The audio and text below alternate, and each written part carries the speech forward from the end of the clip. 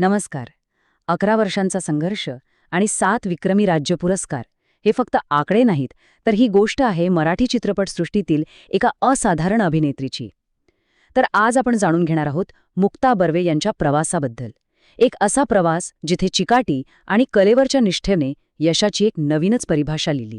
त्यांच्या यशाची सुरुवात झाली ती एका मोठ्या संघर्षातून. तब्बल 11 वर्ष त्यांनी फक्त लहान सहान भूमिका साकारल्या. विचार करा, हा काही 1-2 वर्षांचा काळ नव्हता, तर एका दशकाहून अधिक काळ त्यांनी संयम ठेवला होता. पण या 11 वर्षांच्या तपश्चर्येचं फळ काय मिळालं?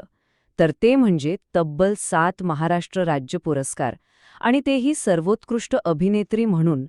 हा एक विक्रम आहे जो त्यांच्या अविश्वसनीय प्रतिभेशी साक्षी देतो.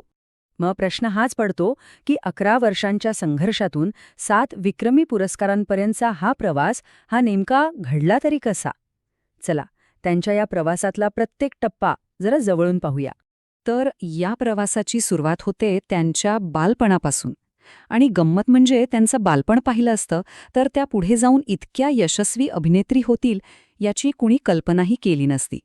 खुद्द मुक्ता बर्वे यांनीच हे सांगितलंय की लहानपणी त्या खूप बुजऱ्या होत्या, पण आश्चर्य म्हणजे ह्याच स्वभावामुळे त्यांना रंगमंचावर व्यक्त व्हायला एक वेगळीच जागा मिळाली. त्यांच्या कलेचा पाया तसा लहानपणीच रचला गेला होता. वयाच्या 4थ्या वर्षी आईच्या नाटकातून सुरुवात झाली, पण खरा आणि धाडसी निर्णय होता तो वयाच्या 16व्या वर्षी, अभिनयालाच आपलं करिअर म्हणून निवडण्याचा. आणि मग रत्नाकर मतकरी, सतीश आळेकर यांच्यासारख्या दिग्गजांच्या मार्गदर्शनाखाली त्यांच्या अभिनयाला खरी धार चढली.